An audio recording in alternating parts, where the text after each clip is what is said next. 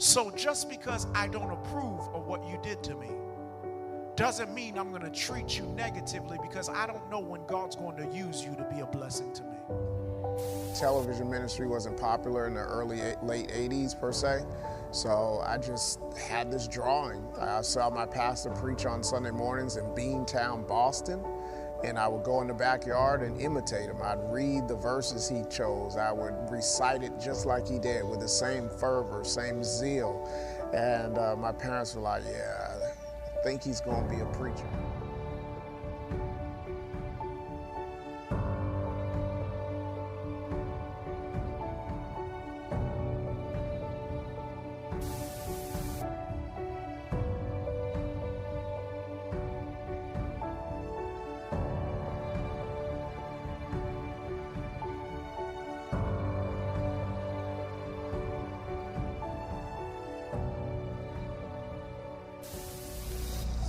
Should be some type of movie or something. Yeah, yeah, it's a. There's a lot that went on that you can't really. Yeah. It's interesting to be ministering that young. Yeah, 23, still a baby. 23, and people thought you were like 45, 50. I was at the hospital and they gave this breakfast where you could get, and it was a omelet, and they had the best omelet I've ever seen or had. But here was the thing that I seen in that: if I took 2 eggs and one was rotten and one was good and I mixed it together, the whole omelet is messed up because one of them is rotten. And so what we have in our relationships is one of us is rotten. We're trying to hook up with somebody else, and we're trying to merge together, whether it be friendship, whether it be marriage, whether it be relationship, and I'm all jacked up hoping that you'll make me better. And the reality is you can't make me better. You can't make me a better person. I gotta be good myself.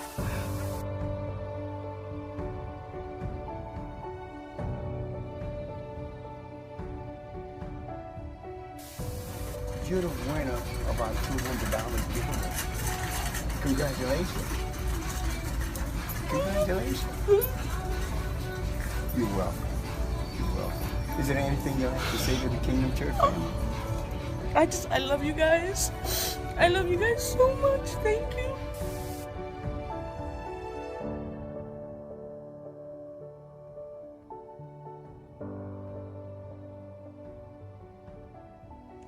So my thing was like, man, if I ever see anybody who I feel is gifted, called, I'm gonna help them start. So that's my thing. Like, I wanna help people as much as I can go where they wanna go. Since God has given me this bonus, like for me, it's like, I wanna help my city in a way that's unique to myself. So I want our church to be the vehicle that advocates and advances things.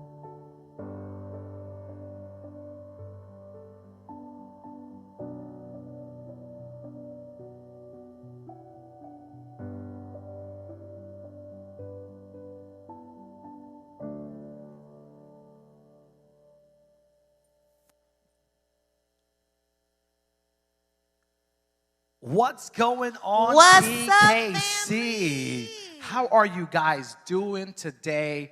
Welcome to the Untold. The Untold. Do you hear the violins when we sing? Untold. The Untold.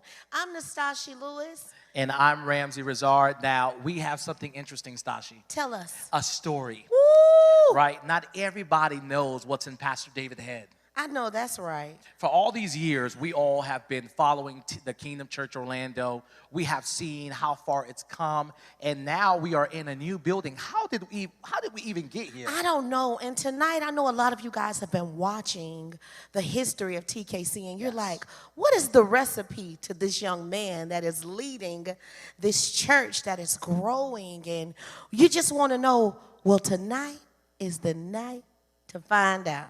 And not only is he growing, he's growing in size. Yes. Pastor David for years has been trying to gain muscles, and we see that every building has caused him to gain some type of muscle, Nastasshi. That's right. People, get the needle and thread. Pastor David is now ripped. Right. I think because Pastor David is culturally diverse now with the church, Yes. that it's caused him to eat so many different facets of foods. You know what, Ramsey? Don't do my pastor like that. You know what? I'm gonna try. Ramsey shows out in front of company people. He's one of those. Oh my goodness, Nastasshi, we got to make sure people are sharing this story. Please share this. It's Stop gonna be what so you're good. doing. Stop what you're doing. Share this story. Start a watch party because we want to hear the vision behind the visionary of this beautiful church that sits right here at 800 North Pine Hills Road. So we're going to stop for a little bit. What'd you say, Ramsey? North what? North Mill. North, What? not the What? North Pole. North Pole? Ramsey, cut it out. People, get the scissors. Did you say Christmas? What? Are you hungry, Ram? But you know what? Y'all North better Pine stop. Hills. I caught what you were saying. Oh, I thought Pine- you were freestyle rapping. Pine Hills. Mm-hmm. Pine Hills. Hills. That's Like- right. Okay. I got it now. I got it. You got it? Yeah. North Pine Hills. Hills. 800. 800. North. Pine Hills. Hills. Hey. Listen, share this post right now. Start a watch party because we're getting ready to watch this untold story I'm excited. with Pastor David S. Jacques. So, as we start to see you share, we'll let you know when it's going to start. So let me get here. Let me see who's sharing. Hey, what's up, Miss Barbara? We got Miss Barbara on. Let's see. Okay, let's see. Who we got? We have Junie. Hey, what's up, Junie? Okay. Junie. We got Ashley. Hey, Mama Ashley. Ritz, what's up, girl? Mama Ritz. Who else is on? Let's see. Dr. Katia. Dr. Katia. We got Fabby Love on here. Yes. Come on, we have Ashley. Indira. Hi, Gabriel. Hey, what's up? What's up, family? Listen, share this post because we are getting ready to listen to the Untold story. Y'all, it's going to be so good. Yeah, what's up, Lynn? What's up, Lynn Betty? She's on here. What's up? What's up, girl? Yes, put some heart. Uh-oh, Nate. What's up, franchise? Uh-oh, he said, Rambo, take your hat off. No, no, I feel cool with this hat. You look cool, brother.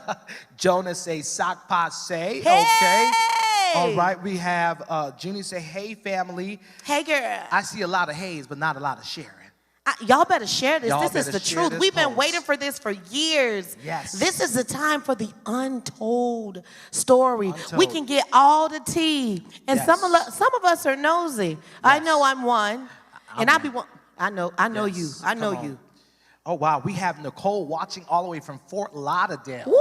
Hey, Nicole. Hey, how are you? All the way from Orlando. We love you. We have Miss Trina. Hey, Trina. Comfort and love and happy hands. Man, it looks like a lot of TKC goers are getting ready to watch Okay, this. we're so excited. Are you guys ready to watch it? Oh my gosh, it's gonna be so good. Y'all better create these watch parties. Let's go. Y'all need to come in. This is really gonna be good. We're so excited, and we're so excited to have you. Yes. And look, we're getting ready to do a 15-second countdown, and it's going to begin. Woo. 15, 14, 13, 12, 11, 10, 9, 8, 7, 6, 5, 4, 3, 2, 1. The Untold Story.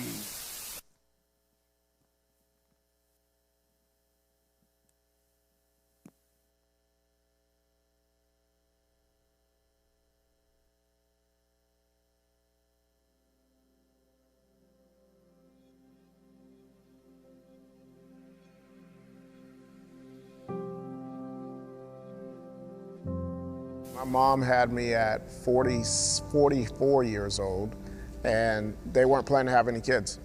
They already had my brother and my sister. Surprisingly, they had a child. And my mom was asking the same question, like, God, why would you allow us to have a child? Well, she had a dream this child would be a pastor. I came out the womb, 3 years old. I was imitating being a preacher, so they were like, okay, that's kind of weird. 6 years old, 5, 6, I was going to school dressed up as a preacher. People would ask, what do you want to be in school? I would say a pastor. I would come from church on Sunday morning and go in my backyard, set up chairs, and imitate the exact same service I was a part of. My cousin would be the deacon, and I would be the pastor. So my parents obviously knew this kid wants to be a pastor. That was way before pastoring was popular. I remember my third grade teacher said, you need to figure out a real career. because pastoring is not going to help you. So she said, you got to pick something else. So I said, I'll be a police officer. But I've always wanted to be a pastor. So that's what I did on the basketball courts. I was always preaching to people while playing ball. So that's kind of, I don't know of any other desire that was in my heart as a child or as a middle school student, but to be a pastor. When I got saved, February 14th, 1995, that's when I got saved. And the only reason why I remember that date is because the pastor Raymond Jasmin told me, we don't know when you got saved, but we need to give you a date so you could remember, because we've always seen you in the church. We've never seen you come down the aisle and make a proclamation of faith. We know you're saved, but for your own record, this will be the day that you can say you remembered you gave your life to God. February 14, 1995, Valentine's Day. And I was born on Good Friday. So if that doesn't, I mean, come on, man, I was born on Good Friday. So God was like, yeah, I'm gonna show you that this child's gonna be a pastor, and I was born on Good Friday. So if you're watching this, please don't interpret that I'm saying I'm the Messiah. I'm just saying, I was born, I know how folk are. I was born on Good Friday, and so that's all I always wanted to be as a preacher.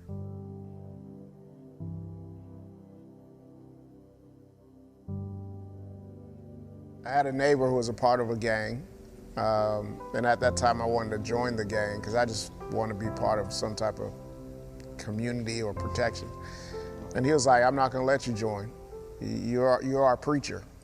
They would smoke weed, black and mild, and they'd be like, we're not gonna let him smoke, he's our preacher. And their whole thing was like, do what God called you to do, you'll never have any problems. Anybody threaten you, let us know, we'll handle it. That's just how my life has always been. I've always had street people embrace me even though I wasn't them. I wasn't like them. I don't know a lot of the lingo that they do. They would always say like, he's green, but they knew like, yo, he's authentic. Like this is, we've seen him doing this on the basketball court. You know, we hear him speak at a young age. And so, yeah, I never got involved, never smoked a blunt. Even though I like the way black and mild smells, don't judge me, judge your mama. You know, I never smoked. I mean, but they protected me and ensured that I continued to do what God called me to do. And at that young age where you're influenced and you just want to kind of fit in, they wouldn't allow me to fit in.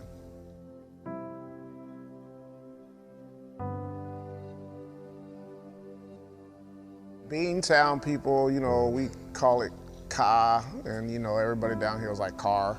You know, up north, we're big on baseball, that type of sports. It wasn't as big down here. Up north, I was going to be a baseball player. Like if I pursued ministry and baseball, I was really good at baseball, had a great path ahead of me for baseball.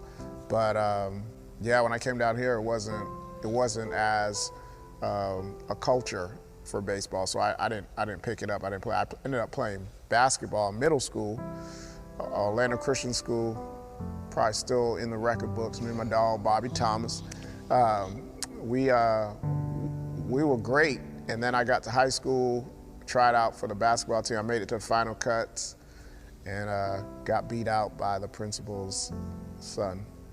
So, happens. I didn't play any high school basketball. I didn't make the 9th grade team, and I just said, forget it. I picked up my Bible more intently and just started really diving into that space and growing in that. I just felt like basketball is something I'm gonna do as a pickup. Not gonna try to play it. Heart was broken. I was done with it. I was a youth leader. I was doing services in Fort Lauderdale, Orlando, West Palm Beach for young Haitians to keep them in the Haitian church. So I was doing that for years, for like 2 years. I had conferences in Fort Lauderdale. I was driving I had a 49 passenger bus, and we drove it to Fort Lauderdale, had over 300 people there, and we were doing a thing called a tribute to the Lord. And some people in this church still remember that. France was there, part of that. Yeah, so it's called a tribute to the Lord. We chartered a bus from Orlando. We had an inner city Bible study in Carver Shores, and we just launched these different revivals, so to speak, in different areas, and people came, and that's how it was. I was doing this at 16, launching 17, launching ministries in different cities and partnering, and yeah, it was pretty interesting.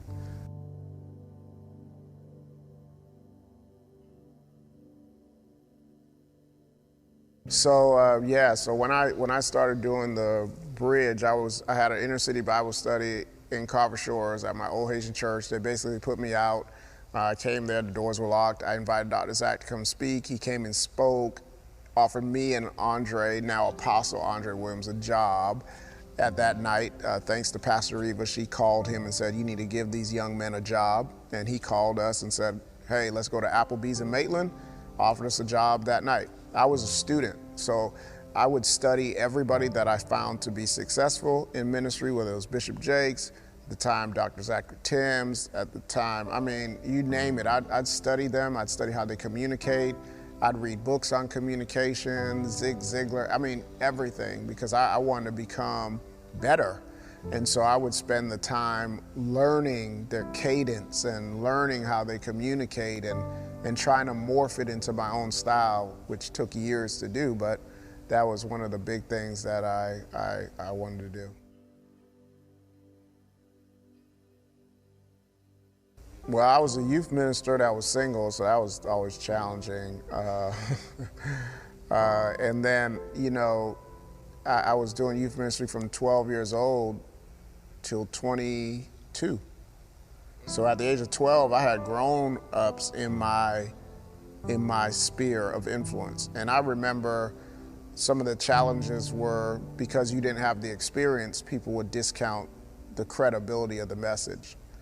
And so you had to overcome that. I think because I was so young, I think that's why I was so into education, because I was always used to people saying, you're too young to be qualified to communicate.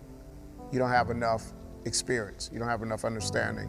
You don't have enough life experience to be able to teach people. Yeah, it's cute to hear you, but you don't have enough life experience. And so, but dealing with a generation that you're their peer, you're among them, but you're not like them, so to speak. You're a little different.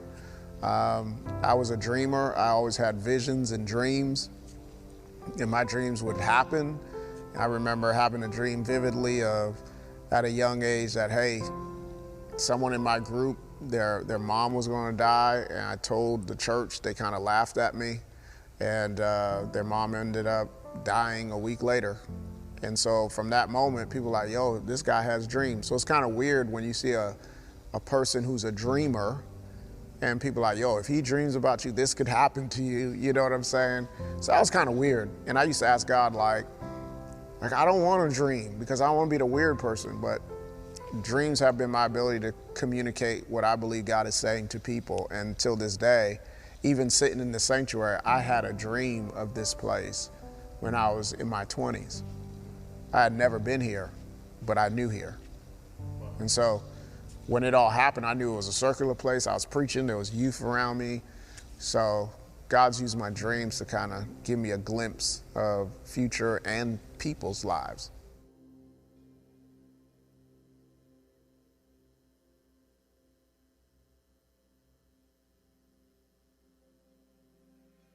Yeah, that was crazy. I was supposed to be a church plant for New Destiny in Atlanta, and then he ended up having his situation, and I decided like I don't want to stay here. Like originally, when I got the job at New Destiny, my hope was like, yo, I'm going to stay here for a year or two, learn how a ministry works, because I don't know anything about the administrative business side of ministry. I want to learn that, and I'm going to do my own thing. I ended up being there for 4 years, and it was a great 4 years. I learned a whole lot of things, amazing amount of growth. But when I left, it was a real step of faith, because I was like, yo, I was leaving $40,000 a year. I was leaving health insurance. I still was making $42,000 a year. I was leaving health insurance, and I was making side money from the church because I was doing their graphic design. So I was leaving another maybe $5,000, $6,000 on the table. So I was leaving good money for a 23-year-old, and I went and got a job. Most people don't even know. I went and got a job at Enterprise, working full time, and then did real estate on the side to barely make what I was making at New Destiny. But when I left, he was cool in the regards to me saying like, I'm done, I want to start my own church. And he was like, well, how much do you need? I was like, I don't need anything. And he was like, why don't you need anything? That was dumb. It was just dumb. I said that because I was like, these words came out of my mouth. It was not my words, but I'm sure it was God inspired. I said, I need to know God for myself. You have been a type of God for me, and I need to know God for myself out there. That was the greatest thing that I ever did, because till that time, we were raising money from college kids, my friends Abner, I mean, all the different people that were giving their money, like the Cha-Chas, the Bettys, at that time Tamar, Colette, all of them helping out this infant church.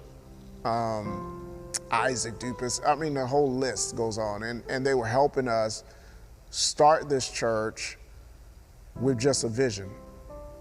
And yeah, I didn't have a rule book, didn't know what I was doing. I just knew I loved people. I knew I had that down. And till this day, I'm still the guy that's like, yo, you MIA. So it's been 12 years later, multiple facilities, multiple buildings, multiple things have happened. In my opinion, I'm still that dude that's gonna be like, yo, I ain't seen you in a while. Yo, hit me up. Yeah, I've gotten those. Yeah. So my thing is like, when I started the church, January 13, 2008, we raised a whole bunch of money from friends. 2 men ended up giving me my first month's payment. Elder Jonathan, Brian DeCall, Terry Miller was big in helping us get our first 2 months on the ground. And I remember saying to the church, like, yo, when I get to the age of 55, we'll have 800 members and I'll be retiring. But that happened at 27. So in my mind, for me right now, anything that's happening for me is a bonus. Because I thought I'd get here at 55. I'm 36. So now anything God does for me, that's why I'm like, yo, I'm so thankful, because everything else is a bonus. I thought, yo, at 55, we'll have 1,000 members, you know, just getting to 1,000, and that was it. And so for me, everything else is bonus for me. So to be able to meet people, love people, talk to people online, whatever, anybody coming in these doors to hear me is a bonus.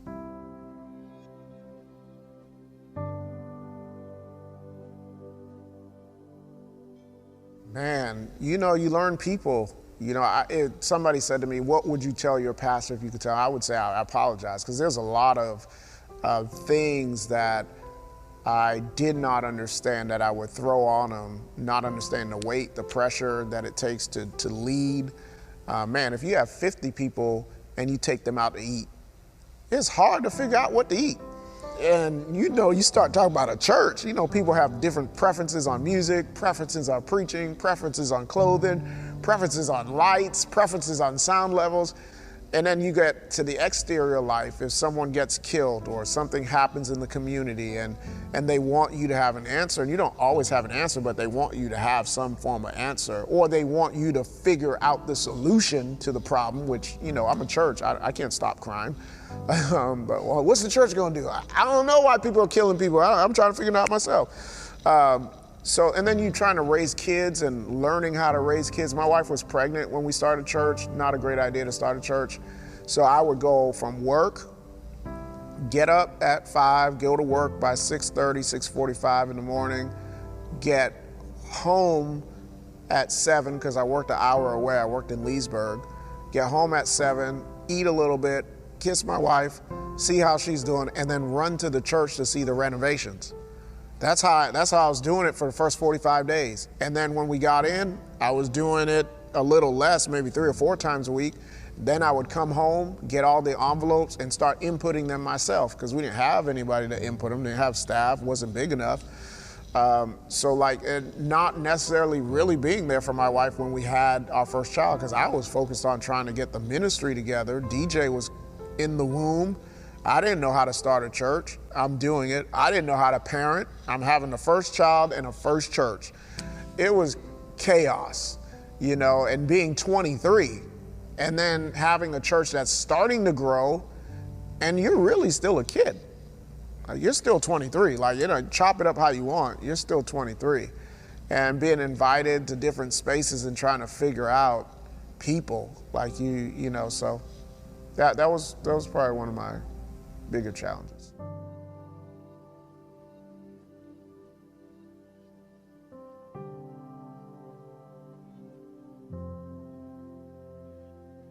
That's interesting to be ministering that young. Yeah, 23, still a baby.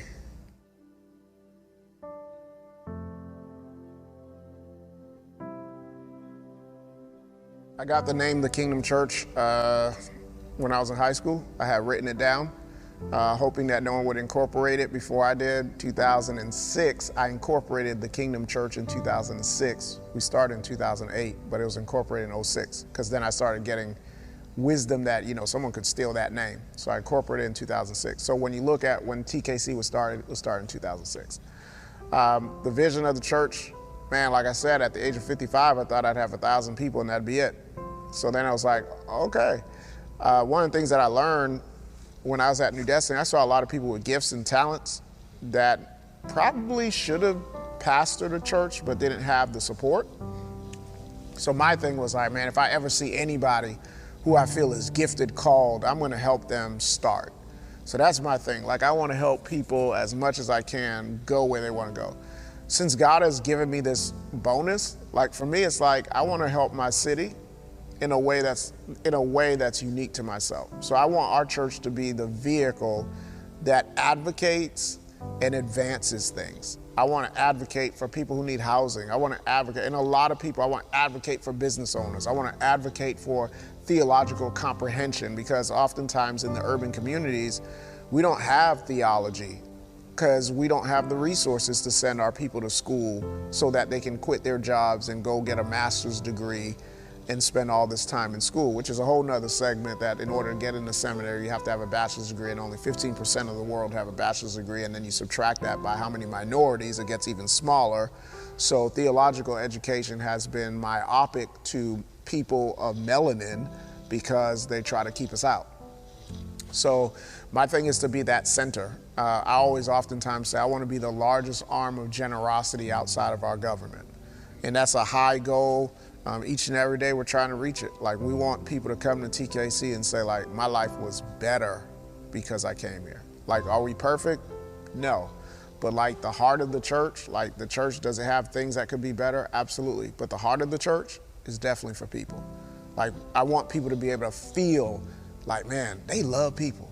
Like, they don't love them perfectly, but they love people. Like, they want to see people do well. So like giving away cars, giving away down payments, we want that generosity to be like, man, they just, the love you feel there is an overwhelming love.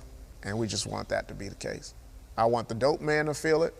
I want the street boy to feel it. I want the girl that may be a stripper to feel it. Not saying stripping is good, but I'm just saying I want everybody to feel at home. I want the business person to feel like, yeah, I can relate to him. I want the single person to say, I can relate to that. I want the divorced person to say, like, I can find healing there. So we want to be all things to all men. We don't just want to be the church that all the church people go to. We want to be the church that's like, yo, the streets, they respect that church. That's what I want to be known as. That's it. Woo. That's it. That's all we need.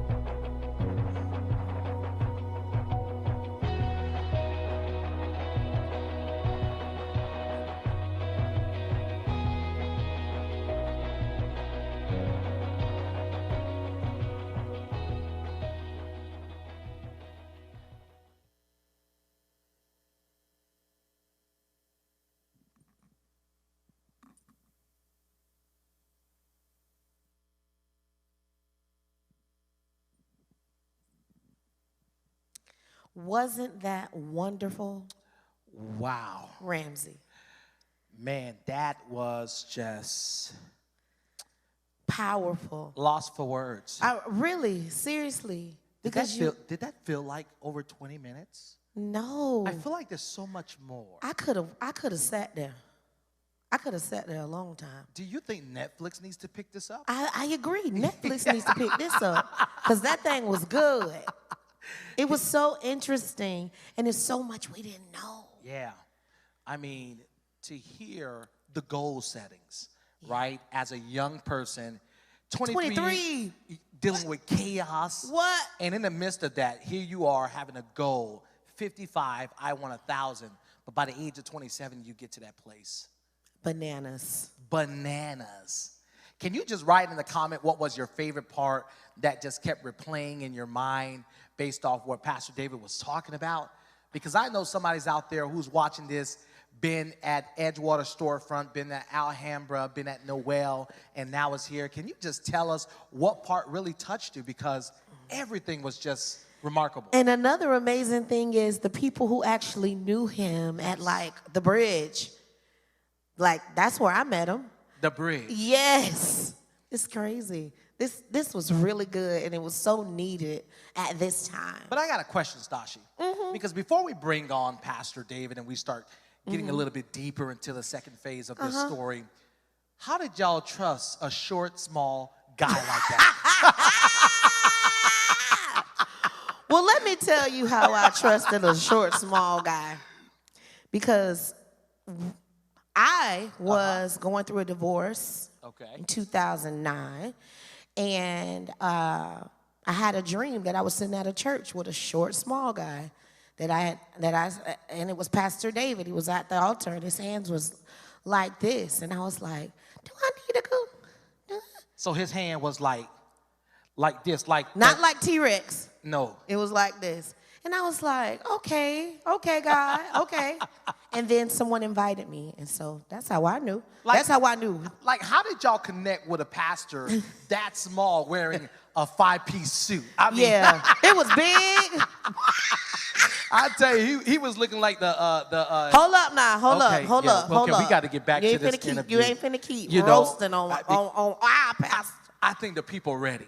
They're ready. I think that's how it was big. But go ahead. Well, guys, listen. Now we have the visionary, the one who's been through so much, the one and the only Pastor David. PD, are you with me? Yeah, oh yeah, we got ain't going nowhere. PD, are you with me? Oh yeah, we got the church ain't going nowhere. Hey. Okay, we got to get back into this. Oh, let's put on our, that's what interview voices. Oh yeah, we got to put on our interview voices because he has his Jordans on, the Just Do It shirt. He's Camels. Gang, gang. But let's get into this phase 2, Nastasshi. Right. What do you feel like? Where should we even begin with this Untold Story phase 2? Well, let me make sure that I get these questions right, because I want you to be able to answer the people properly, because my little freestyle questions, sometimes they just be rough. So, Pastor, let us know, how have there been impacts due to time changes? So, like, I could tell Ramsey wrote that, Pastor. What the question is really saying is, due to the time changes of the church, how is it impacted you and us as a whole at TKC? Yeah, I thank Walker Arts for an incredible piece. This was all his idea, and thankful for it. Mm-hmm. Service times are interesting.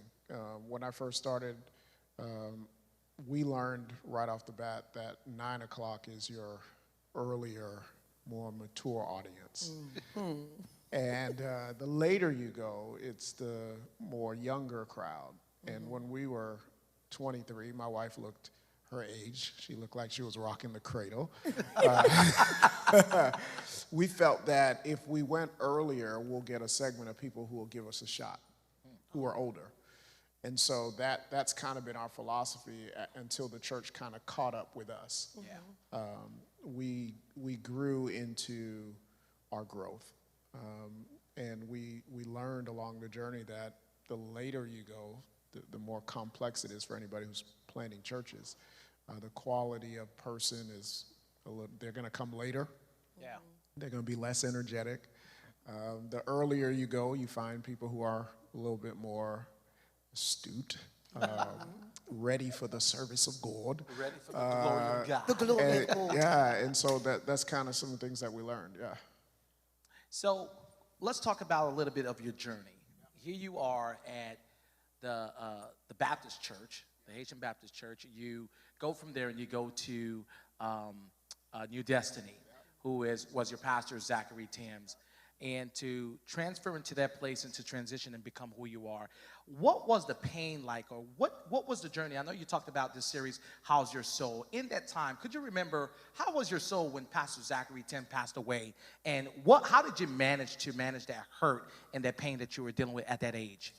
Yeah, so next week is actually the anniversary of his death. Wow. And we didn't plan this. So I don't think I ever got over it. I think I remember preaching at Edgewater, coming out. My barber at the time, Herman, called and said, "Have you heard what happened to Dr. Zach?" I said, "What you talking about?" I remember calling Elder Marguerite, and she said, "Well, I have to call you back."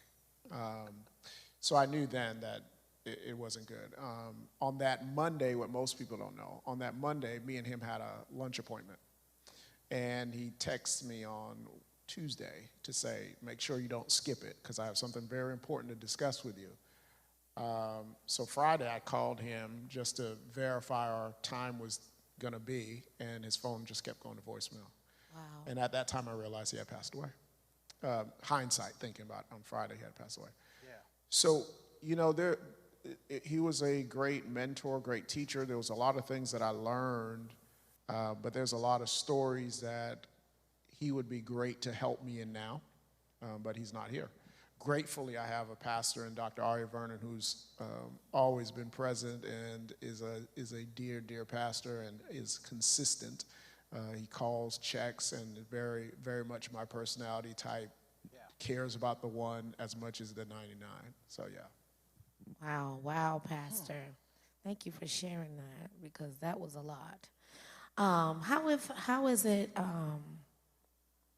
impacted you when you pour into members and you've been there for them, and I know one time in the past you expressed that loyalty is big with you, and how do you handle when people just fall off? Well, when I first started, it was very, my wife would tell you, it was very painful. It would be days where you just wouldn't get out the bed. There'd be times where you just would go into deep depression because you realize how much you help people. But it never gets easier, but doing it 12 years now, you realize people commit typically 3 years to a church. Anything more than that is just a bonus. So I've learned a pastor from Dr. Vernon always says, if you stay away from people, your heart will never be broken, but it'll grow cold. If you stay close to people, your heart will be warm, but it will get broken. So I realized one of the things that I had to concretize as a leader is people will never value your love for them because they don't see your sacrifice. I've had people who have been with me for a long time say, like, like Pastor D should be able to do more. But from their vantage point, I was that same type member too. Right. That I felt like my pastor could do more.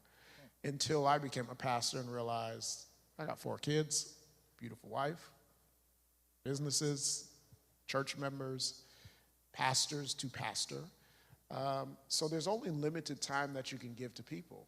So you must learn within your heart, I think that's why it's important to talk about how's your soul, is that people will leave you, but my thing is I want people who leave me to always remember when they go to their next place or whatever, that guy was authentic.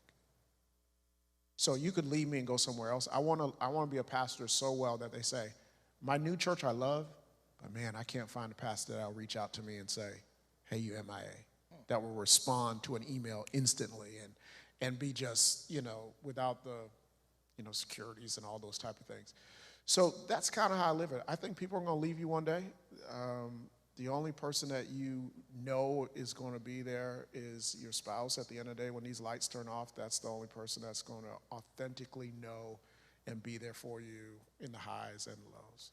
And I know definitely your wife had to be very strong because you, as a pastor, as a visionary, you're constantly moving mentally, right?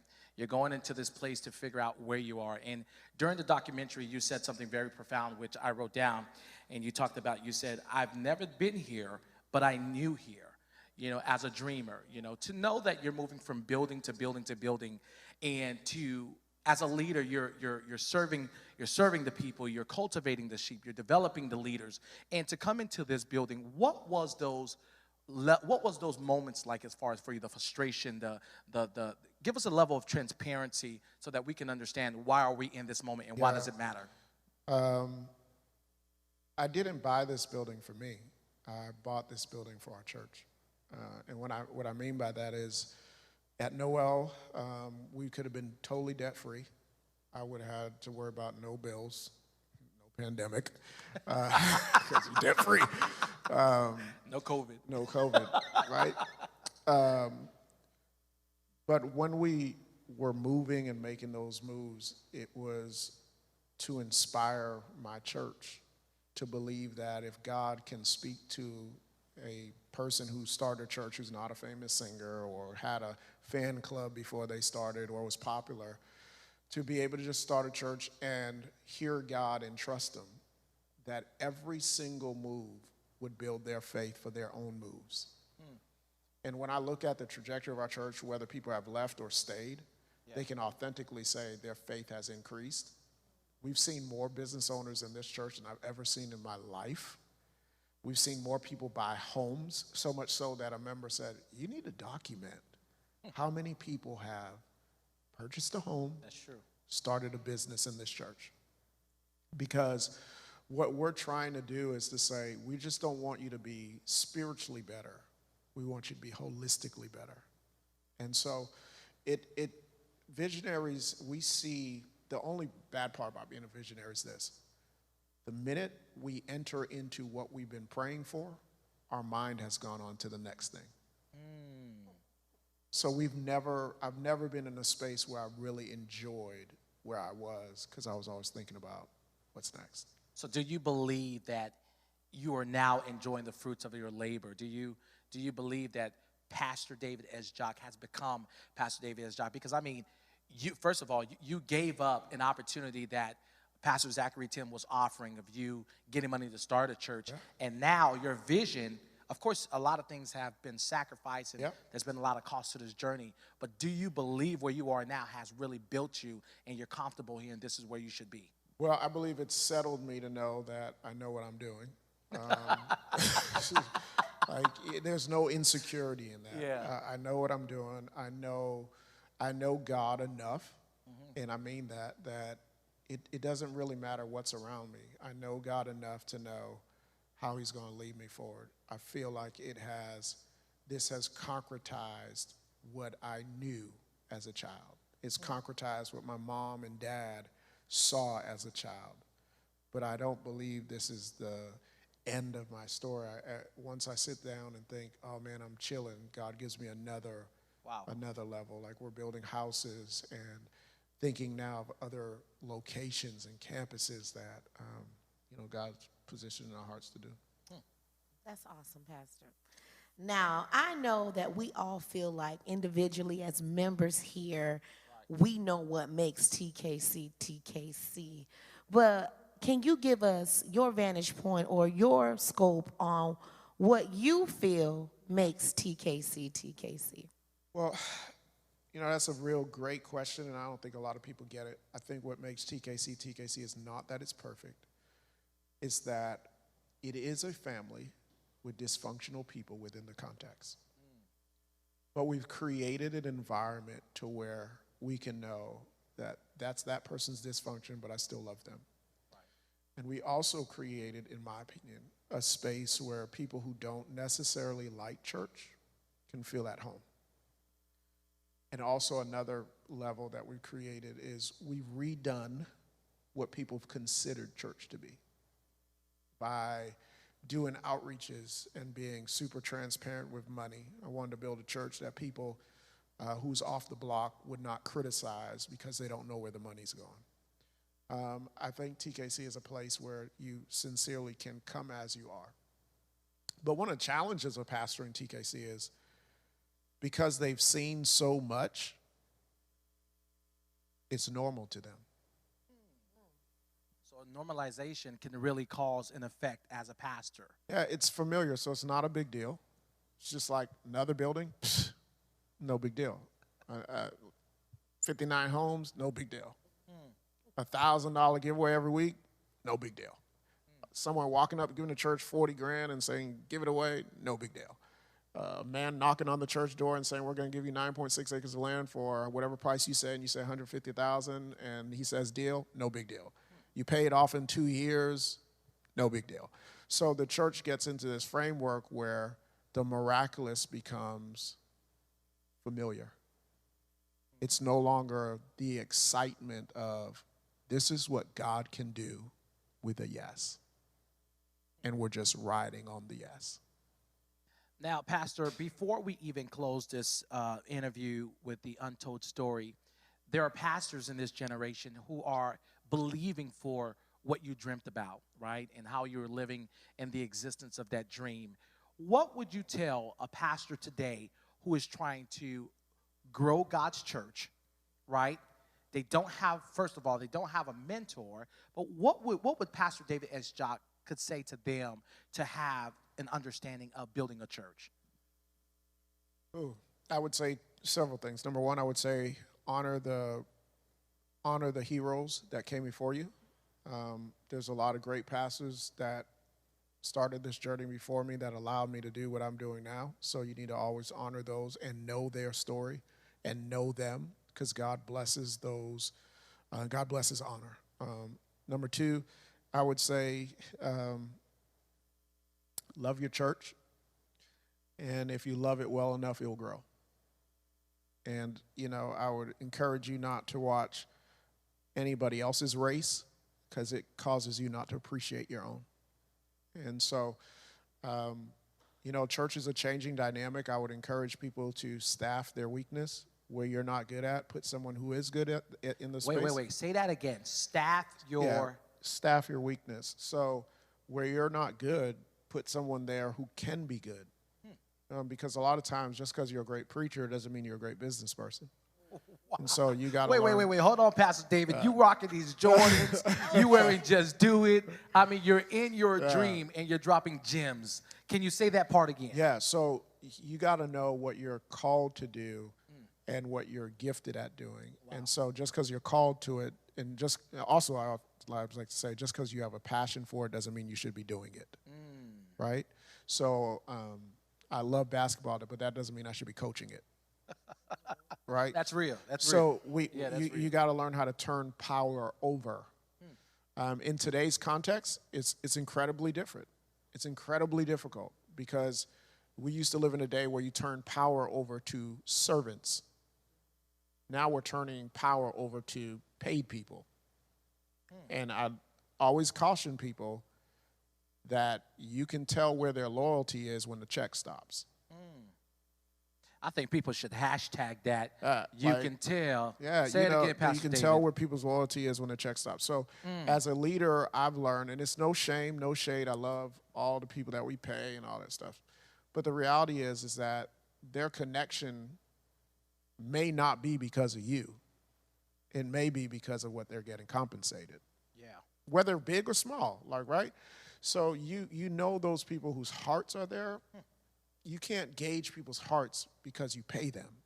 Wow. It doesn't mean their hearts are with you, right? And it's not about amounts. It's just the reality. And today's culture is much more difficult to lead because everybody wants to be paid for what they do. And so, and there's this world of jockeying where everybody's competing to get on bigger stages. So I'm going to go to your church and use your church as a stepping stone to get to my next level and my next season and my next. So we have all of that. So really, you got to learn how to build community with people you trust and know that betrayal is always at the door. And that's an interesting thing, Nastasshi, that, through this journey, Pastor David have experienced a lot of these things, Right, it is. And Pastor, we appreciate your Thank you. transparency. Yeah, we do. Yes, and sharing the untold story. I haven't seen anybody do an untold story or a behind the scenes of how, who, what, when, and where. Yeah. This really opened a lot of people's eyes, and we appreciate that. Thank you. We And really then for a pastor this size to hit a goal at 27 instead of 55. yeah, I mean, yeah. Pastor David was hoping he had gray hair. Talking about 800. 800. Come on, the Lord done bless this man. Okay. And the blessing Yes. I look at every week and that I think about here, and I know we've discussed it, Yeah. it's all ages. It's all ages. 0 to 99, and that's what the blessing is. Finally. Yeah. Let me tell you this. I think this is important. My dad said, a young or older guy, Curtis Palmer, actually said something, and I thought my dad said it in conjunction. He said, when I started, he said, I'll never join the church. And I was like, what? He said, because when I die, I want some place to be able to bury me. It has nothing to do with your preaching. It has to do with my end of my life security. And so that made me realize, I remember Curtis Palmer came and said, I will never join a storefront church because I know you're coming after my 401k. I know you're coming after my money to help me build you a church. When you're done, I'll join. That was very prophetic and profound. Wow. Because a lot of people want to support a church, but they built 2 or 3. And when they join a storefront, they're like, oh, man, he's going to ask me to build again. I'd rather wait, see if he makes it, then I'll jump in on the ship and help them as they go. And Pastor David, Nastasshi, there's some people who are watching, right? Because other friends are sharing in there's a watch party. And they're saying, well, I hear what you're saying, Pastor. That's cool. You got your red shirt, Steve Harvey edge. I hear what you're saying. But tell me, why should I even visit TKC? Someone would say, well, man, because preaching, that's not it alone. Some would say singing, it's not it alone. I think you should visit TKC because our souls need a place called home. Our souls need a place called home. Yeah, we all want to be in a place where we belong. We come from fractured backgrounds. We come from socioeconomic differences. We want to be in a place that can help us grow spiritually, but also be around people who are dreaming too. Yeah. Who are in the same struggle.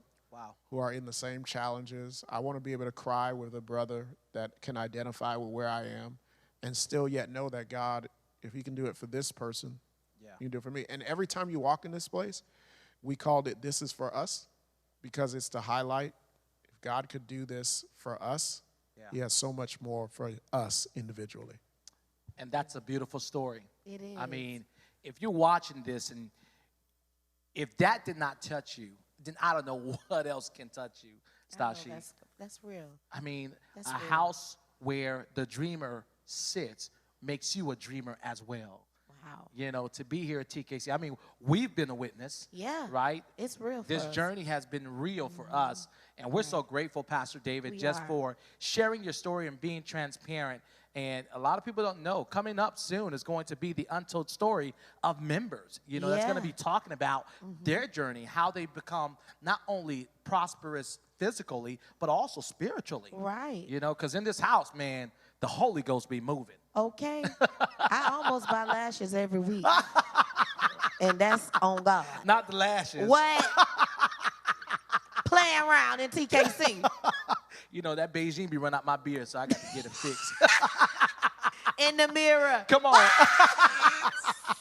But listen, guys, thank you so much for tuning in. Please don't forget every Sunday, 10:30, you want to be able to come into the sanctuary, enjoy here with us because 10:10. Oh, 10:10. Y'all see. You I'm be sorry. late. I'm just coming from Atlanta, y'all. Long drive. But, yeah. Y'all see how we work together as a It be family? me that's late. Pray yeah, for me. 10:10. Yeah, 10:10. 10:10. Yes. But make sure you guys like our page, subscribe to our YouTube channel, TKC_Orlando. And guys, make sure that you remember to follow God Love people and and change the city. We love you. We love you all. Thank you for tuning in.